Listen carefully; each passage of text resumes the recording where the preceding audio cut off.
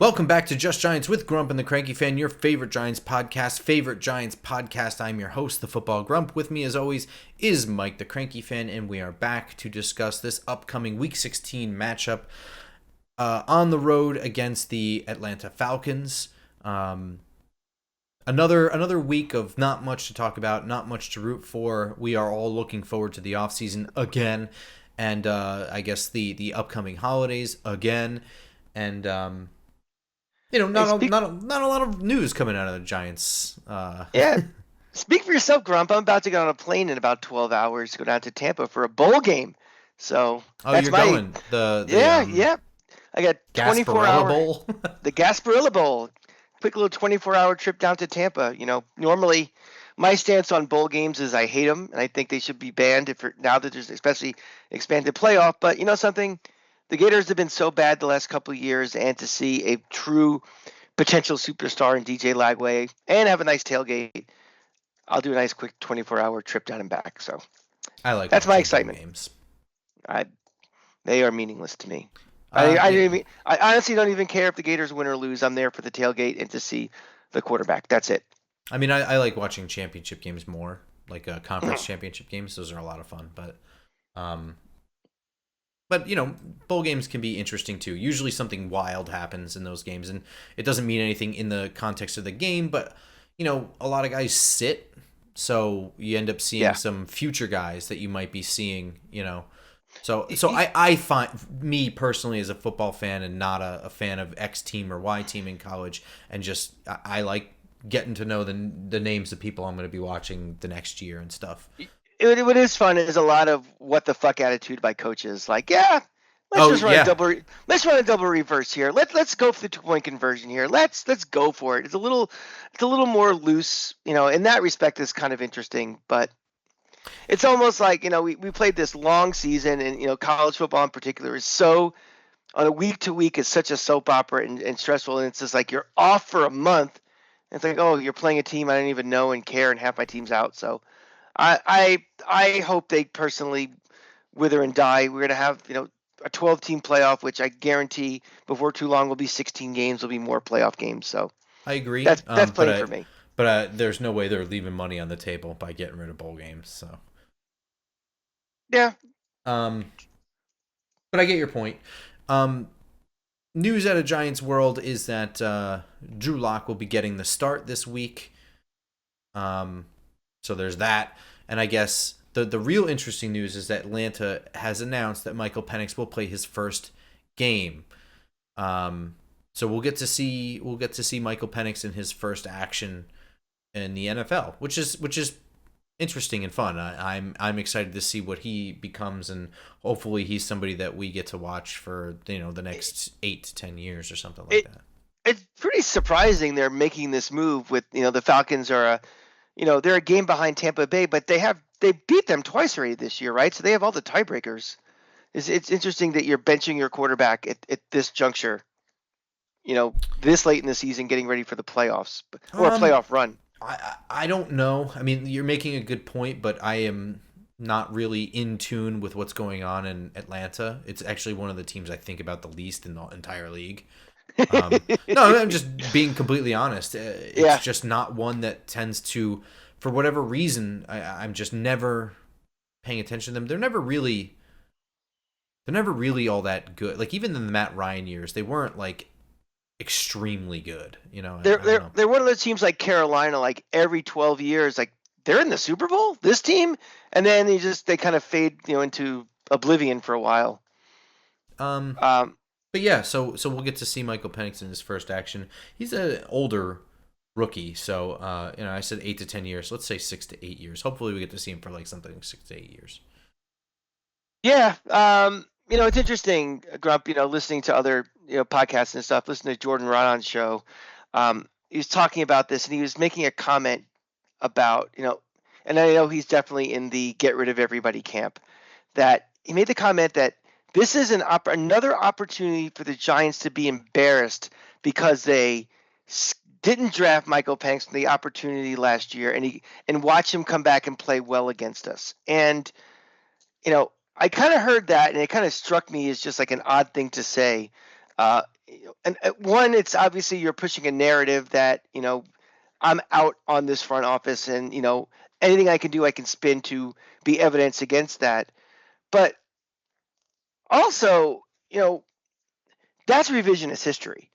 I mean, nobody at the time, Michael Penix, when he was drafted at the time, was a big surprise. It was a surprise how high he was picked. It was surprised, where he went, obviously, because they just spent a ton of money on Cousins, and it was just, nobody did. I don't think any Giant fan at the time was like, "Oh, we had the opportunity to get him and we didn't." So when I just heard it, it just kind of opened up a whole can of worms about we're just in two total camps of the get rid of everybody, and I'm going to change. I'm going to look at the world through fire shame glasses and those who don't.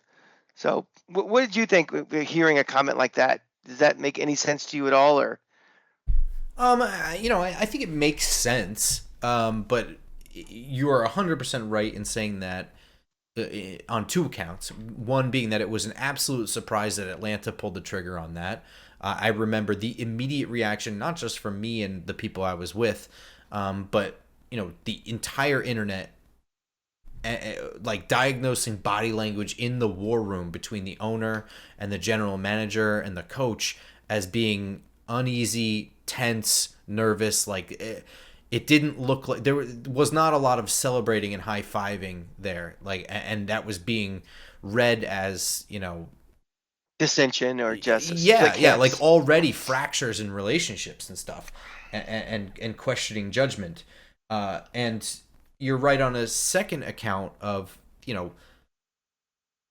if there was a quarterback that people were discussing outside of the top three, the Caleb Williams, the Drake May, and the Jaden Daniels, it was JJ McCarthy. And even then, that was such a divisive opinion and conversation among Giants fans, among beat writers, among draft people, about what the capabilities, what the limitations, and what the traits were of JJ McCarthy. There was a lot of talk about whether or not Harbaugh gave enough of a shit about JJ McCarthy to take him, which is silly in itself because he was inheriting Herbert. But there was not a lot of talk of the Giants should really consider Michael Penix. I'm sure now in retrospect we could cherry pick. I'm sure there was some of that, but it certainly was not an often talked about situation. So it is a little bit revisionist to say because it insinuates that well, I don't know, would you be embarrassed if you did, because you didn't say that, you know what I mean? So I kind of get that, but and also what's if he beats us in one game, why am I embarrassed? I mean, they beat us. That's sort of the other thing too. Half this team's on IR.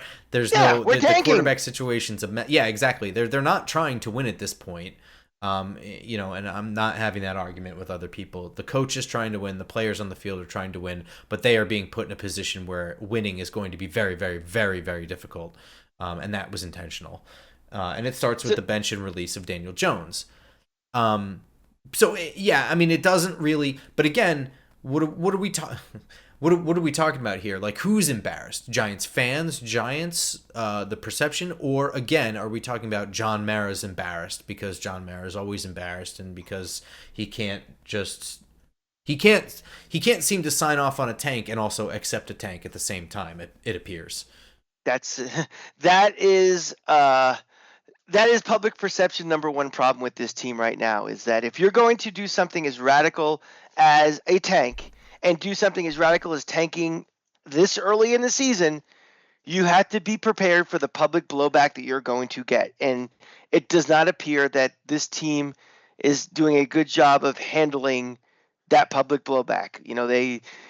They're thin-skinned when people are on, when other podcasts are talking about it. They're thin-skinned about planes, all this shit. And, that is one thing to be thin-skinned about. The second thing is, do you change your trajectory and change your process because you don't like the result of this? And that's the $1 million question for me. And that's the biggest thing for me for the rest of the season. We're committing to something that's going to have its fruits starting next year. The hell with this year. but is this year going to impact and potentially screw up next year? Yeah. And what's funny to me is that like somebody like John Mara, who is an owner, you know what I mean? He's got no his tenure is open ended. It's until death. You know what I mean? Sure. It's completely up to him or fate. How long he's here. He should be one of those people where it's like the solution to both the problem with the team and the problem with the perception is the same solution, and that's get good. And you as the owner have this unlimited tenure to do that. So if you want to go the correct way and take the long route to get for sustained success and not just flash in the pan success, you have the absolute ability to do that. So it's very silly to me to be an owner and want immediate results, especially when you are not a fledgling organization that has to worry about jersey sales on a year-to-year basis. You know what I mean? This isn't Jacksonville. Yeah. So it is silly to me to be this thin-skinned. Like you pull the trigger on the tank, you gotta expect some planes. You know what I mean? You gotta kind of expect that. So it is kind of silly. But I also think that looking at things through the lens of the blame game, and I understand that right now the talk is going to be centered around the futures of Joe Shane and Brian Dable, and that's the way that this is being framed. And I understand that, and that makes sense from a writer's perspective. But if you're going to look at this from an owner's perspective, from a GM's perspective, from any other perspective other than the immediate and what to do starting with the offseason, I think you can look at this situation as if this is a mistake, you know what I mean? If it turns out that Atlanta, Michael Penix is immediately very good because he got the time, like Patrick Mahomes, to sit for more than 3/4 of his rookie season and learn behind a veteran, in Mahomes' case, Alex Smith, and in Penix's case, Kirk Cousins. And he finishes the year looking good. He's a phenom next year. Everybody likes him. He's in a perfect situation. Then you can look at it and be like, oh, okay, maybe that was a mistake. Maybe that was the move we should have made while we had Daniel Jones under contract. How are you going to learn from that? How can you learn from that? And I think that that's the more interesting conversation. As we sit here and we look at this offseason and I know the Giants are in position right now to be in one of the top two spots with two head and shoulders above the rest of the crowd quarterbacks in this class. That's the asterisk, in this class, because until the Giants had one of those bottom spots or top spots, however you want to look at it, the perception was this is a very down quarterback class. And again, I've always been the one that we're talking about this and it's October, so I don't want to talk about quarterback. The guys could get hurt, guys could do X, Y, and Z, guys could get into legal trouble, guys could fail to perform at combines, they could, whatever. That is still a perception for a reason. They are not, all-stars. They are not Caleb Williams. Neither of them. I don't think anyone views either of them as Caleb Williams or Drake May or Jaden Daniels. Do you agree with that? At this moment, no. You don't agree with that? No, I mean, at this moment, I don't think either of these guys are all-stars, no. Right, exactly. And so, yeah. Again, this is not me pounding the table for this. This is an open discussion. So that's the one and only time I'm going to say this in the context of this conversation, because I just want to talk. But for everybody listening, I'm not vying for this. I'm just throwing out options, different ideas, because you have to be prepared for every scenario. Perhaps this is a year where trading back makes a lot of sense. A lot of people seem to want to talk about Arch Manning in the year after, but it's more than just Arch Manning next year. You know what I mean? There's Nussmeier, there's other guys next year, and trading back could it could yield other fruits, including a first-round pick next year, and including filling more holes, because most people agree that most people disagree with Joe Shane's comment that they are simply a quarterback away, or that they're very, very close, and that there are a lot of holes on this roster. And filling holes starts with doing it within the draft. So you could move back, get yourself ammunition for what is perceived as a more quarterback-friendly 2026 draft, get yourself the ammunition to move up and get whomever you want with 2 first-round picks. And acquire more picks this year to improve the roster while you have the extra cap space. Like, this could be the year where you actually build a better team and worry about the quarterback maybe next year, or maybe you get a second tier quarterback. Like, he hasn't declared yet, but Jalen Milroe has not made a decision yet. Maybe a guy with physical tools, or Jackson Dart, or something. And again, I'm just throwing out names, not pounding the table for any of this stuff, but maybe you get your bridge quarterback to fill in for 2025. You move back, you get one of these other quarterbacks, or you hold off until 2026, and you build a better team. And you just get better. And remember, in the context of John Mara, is you're here for forever, man. So do you want to get better, or do you want to try and win right away again? So just kind of throwing that conversation out there. What do you think? Yeah, I mean, that is a very sane, logical, grounded potential approach they can do.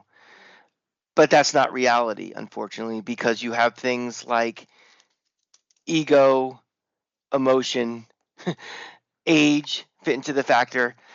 Yes, John Mara is owner until he dies. He's also old. He's not a young owner. He's an older guy. And the problem with old guys is they start thinking about mortality, and they also don't change, and they don't learn. You are what you are when you get to be an old guy. I mean, look at me. I'm an old fart myself. I don't change much, unfortunately. So, when they decided to go with this tank, they made this, organizational decision to do it. I guarantee it was a decision that was brought by Joe Shane to Mara. I don't think it was the other way around. I don't think Mara said, what we should do, we should bench this guy and not play anymore and commit to, with the result being we're going to try to get the first pick in the draft next year. There's no way that happened. That came from Shane. I think that the only reason, this is my thought, the only reason that Mara agreed to this is that he wanted a payout from this decision sooner than later. I am positive they went through all the pros and cons of the decision to make the tank. I am positive they understood that this fan base would get to, 1970s levels of, at best, apathy, at worst, flying planes. And guess what? We got the planes. So we're at that level. We've become the laughingstock of the league, of sports, and of the city. To have to live through that this year, my thought is that Mara thought this is a quick, we'll get the Band-Aid off this year, but I need to sell hope starting next year, or else I'm going to lose a generation of fans. There is another team who plays in the same stadium. This is a global league now where you don't have to be based on where you live to be a fan of another team. And we had that in the 70s with Cowboys and Steelers, fans living in this area because the teams were meaningless. So while I agree with you that the smart way is to do the proper evaluation on these quarterbacks, if they're not the quarterback that you are in love with and matches what you want to do offensively, and you want to punt on it for this year and do all that, I personally am okay signing off on doing that. I just don't think that this general manager, and I'll put the head coach in with it, have any more capital to punt on the future for another year. And I don't think this owner has the stomach to say, okay, we're going to wait another year before we get our hope for the future. Now, we could get a bridge guy that, will make this offense potentially, competent. They could, get first downs, maybe score more than 13 points a game, maybe win some games. But, none of the names that are out there, in my opinion, are enough to really give this fan base a heartbeat for, if not even 2025, just into the future. So I am on your side doing everything you say, but I just don't think it's going to happen. I just think we have a front office that's, feels the clock ticking, and an owner that in his own way, feels the clock ticking as well. And that leaves us in no man's land, and that's the last place we want to be. So, I mean, a couple things there, right? We know people that routinely write letters to John Mara. Mm-hmm. But would you say, and I know that those people exist, the people we know are not, in a vacuum. There are people that do that all the time. There are people that blame the owner for everything all the time across all of sports. Everything is the owner's fault. But would you say in John Mara's tenure as owner, has the heat from the fans ever been so hot on him specifically? I mean, I'm not entirely sure that I'm correct here, but it feels like this is the most I've ever seen the fan base single him out as the problem. Oh, 1,000%. This is the hottest it's ever been, and part of it is he's out there more. The last couple of years, he's the guy that has the rings and shows it to the Eagle fans. He is the third star of Hard Knocks. For an owner that likes to be in the background, and he was a central figure on that show where the Giants organization unzipped their fly and everybody saw their pencil. So he's going to get more criticism by just being more accessible. Sure. And I think, and also because of the fact this team has never been further away from being competitive. And, look, the last 4 years, we've trotted out teams that at this point of the season that are not NFL teams anymore. I mean, so that's what I was going to say next. Is the other thing is, at what point, and again, I agree with everything you're saying. Like, I'm not sure that John Mara has the stomach to do the long fix, do things the right way, or whatever analogy or phrase I'm looking for here. I agree with you. But also, when you look at it logically, when are you going to look in the mirror? I mean, this isn't a recent problem. This team has stunk the entire time that we've had a podcast, man. Yeah. And we started this podcast because they had a flash in a pan year in 2016, and you and I both knew that it was fake, that it was not sustainable, and their success was predicated on an extremely healthy and well-playing defense, keeping scores low for an offense that was essentially a quarterback throwing to one guy. And winning a lot of one-score games, which that's what I mean. It's not a barometer of being great. I mean, winning one-score games is more of a faction of being lucky than being good. Yeah. And I mean, at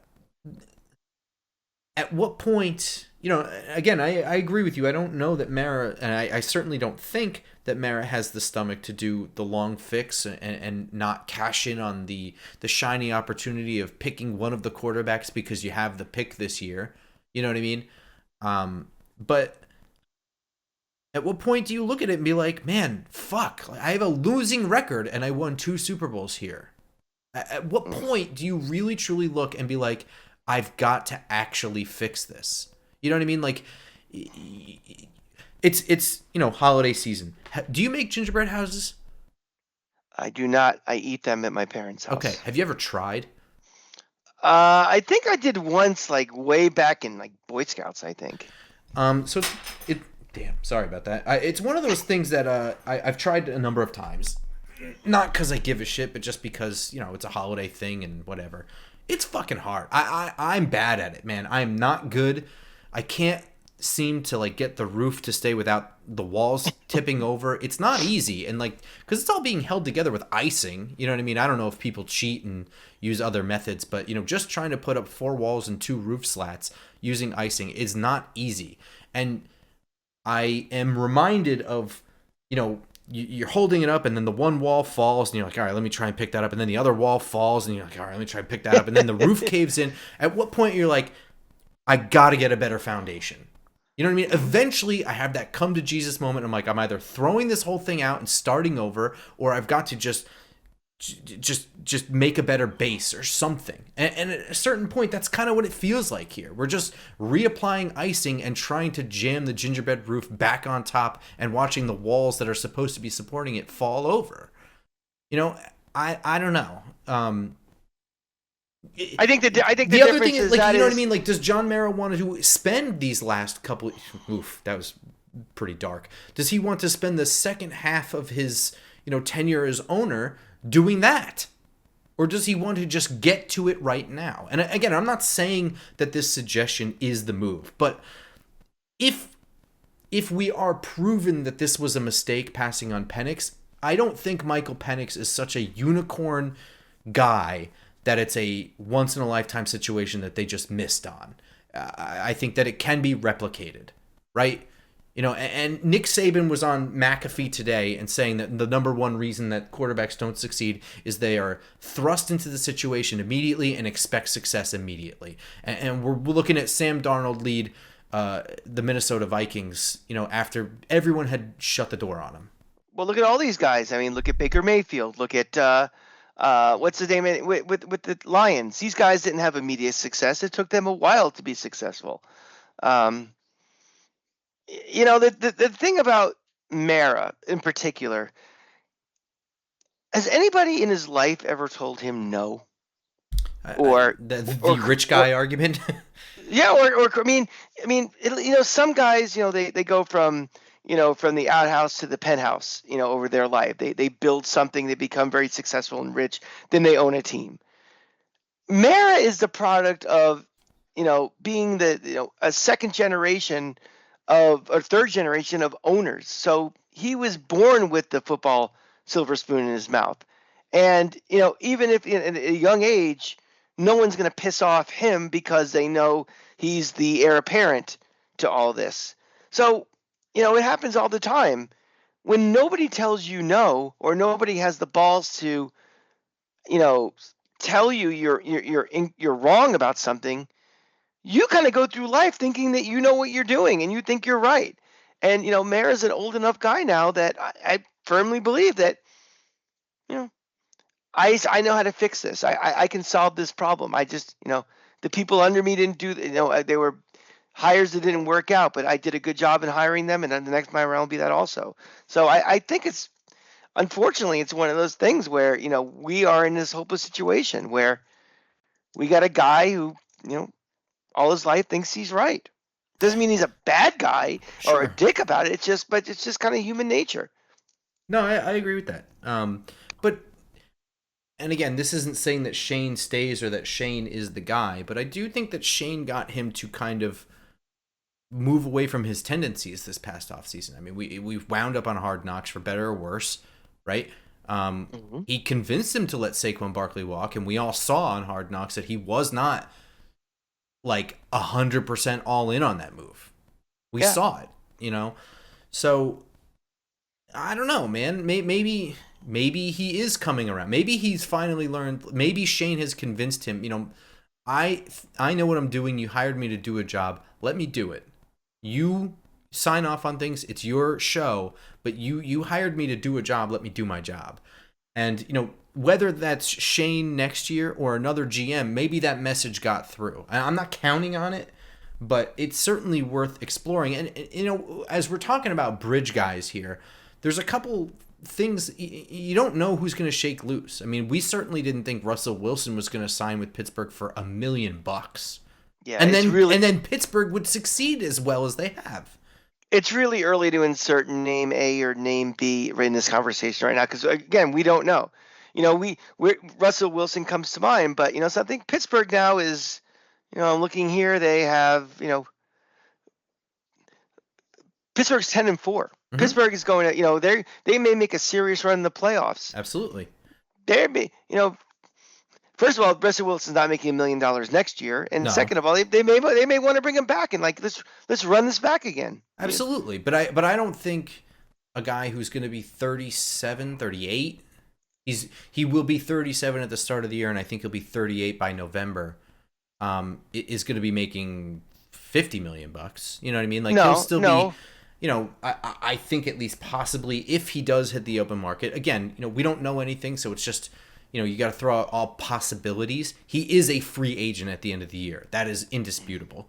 So, he might be affordable. He may be I would certainly say, from a strictly football standpoint, he would be good enough to move a decent roster into winning games, Yeah. right? My thing is going to be that it's very likely this team will not be a playoff team again next year. Sure. So I don't know how much I honestly want to allocate to the quarterback position when I have so many other holes to fill. And that's kind of that goes back to the Daniel Jones argument also of like, you're spending $40 million. That was my argument for cutting him, doing the benching and ultimately releasing him. It's like, why am I spending $40 million and I got to rebuild this roster? Now, I don't think that bridge guy is going to be 40 million, but if there has to be a number at some point where it's like,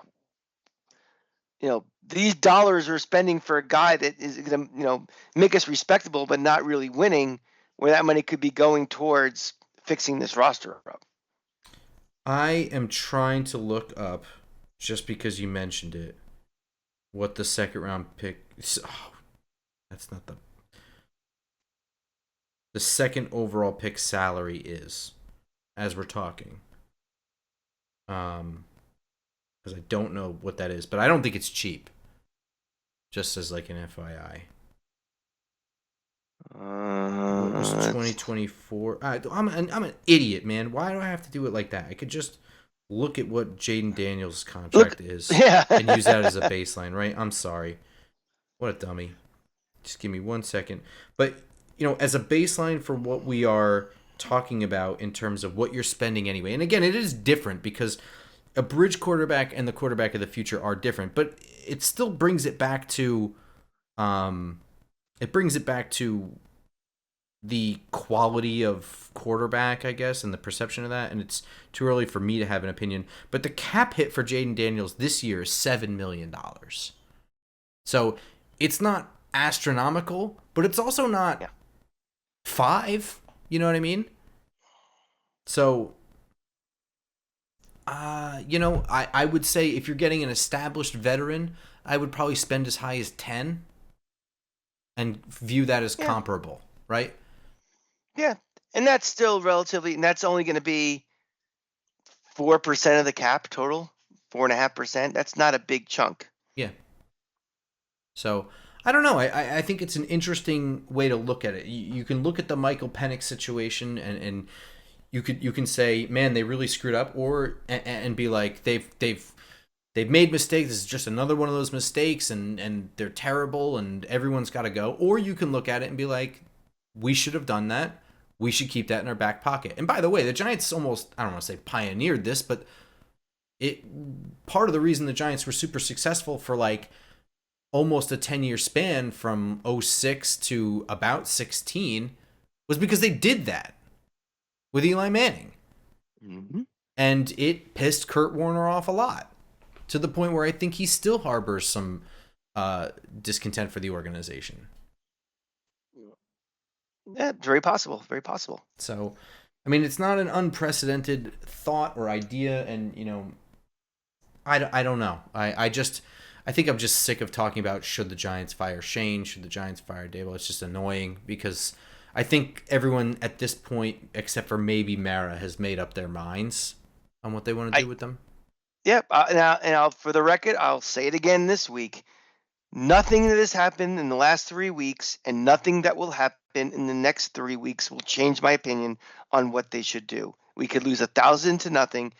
It does not change my opinion on what we should do going forward. And if anything that happened last week, this week, next week, or the week after changes the opinion of the owner on what we should do going forward, I have much bigger concerns than who the actual GM is or who we pick for quarterback next year.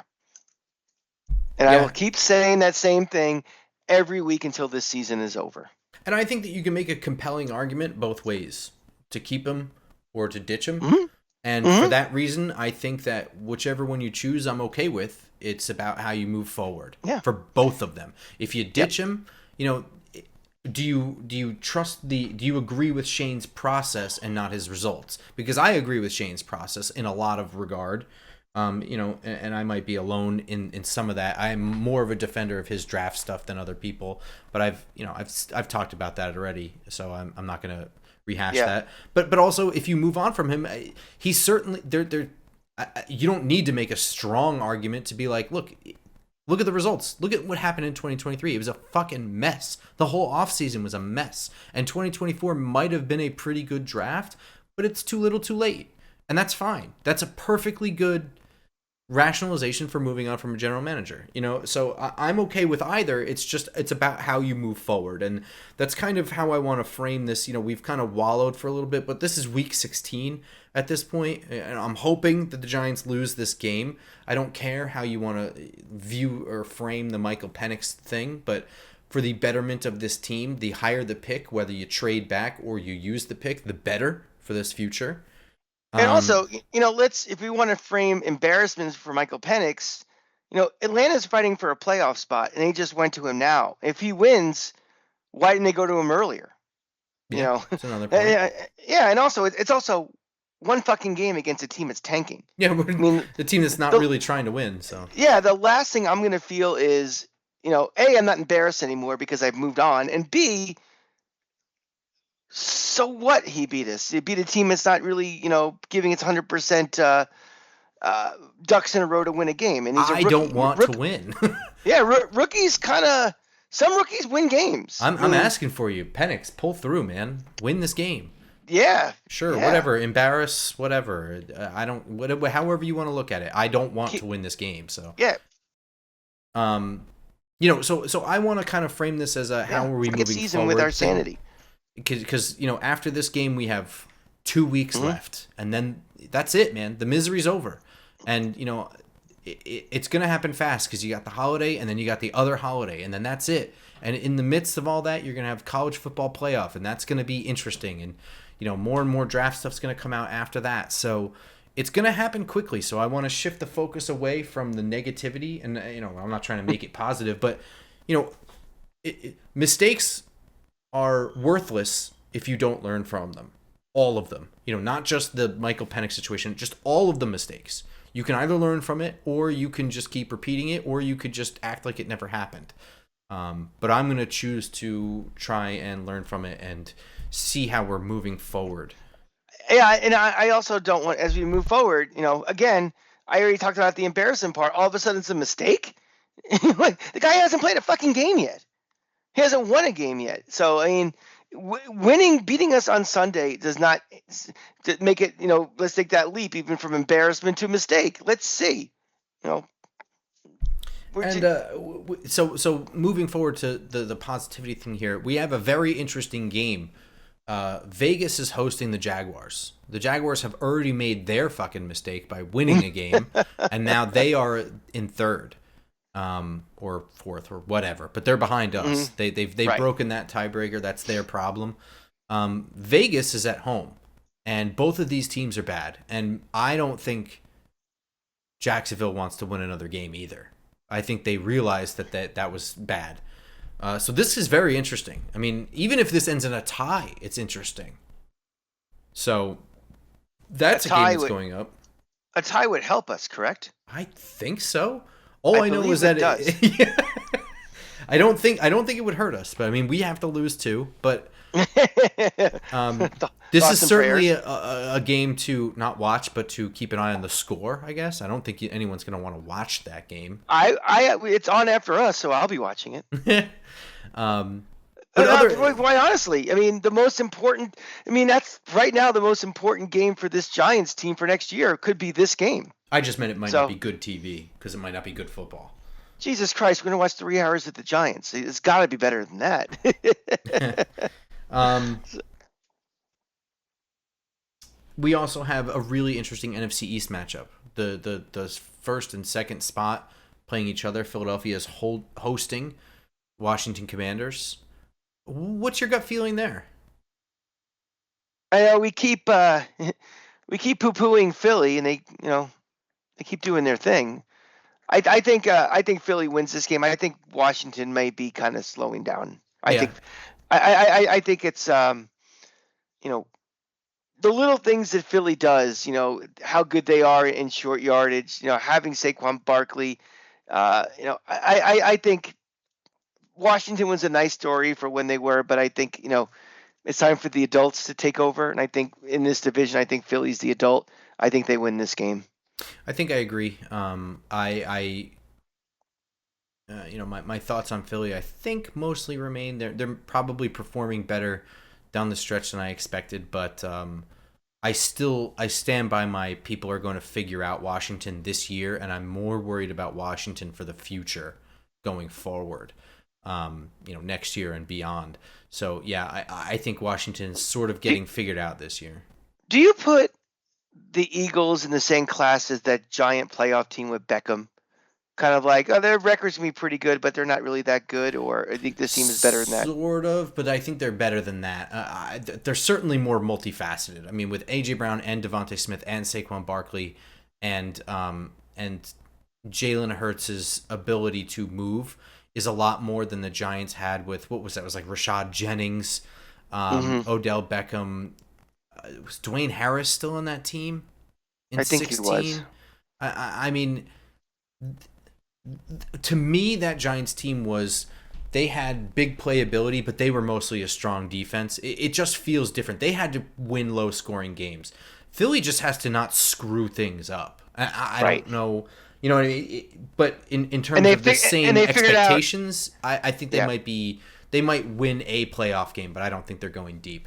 And I guess at the end of the day, that's kind of how I felt about the Giants that year. They might beat Green Bay, but I was more like, they have the foundation here, but they need to keep getting better, Agreed. in the years going forward. Yep, I agree. And Dallas is playing Tampa Bay at home. I don't know. What's your thoughts on Tampa Bay?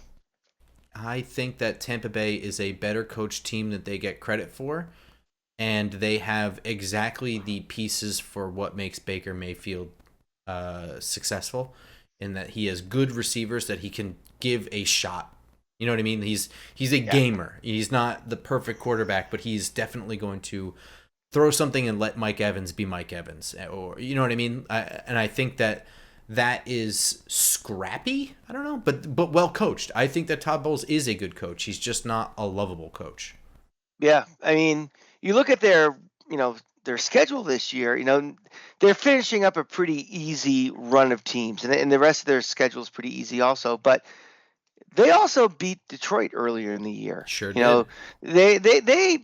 They beat Philly, I believe, early in the year too. Mm-hmm. They're dangerous. I mean, I think they can get in a shootout with anybody. Their defense kind of scares me a little bit for not being very good. But if it gets down to playing some of these teams where the Lions and stuff, they score 1,000 points. Well, so can they.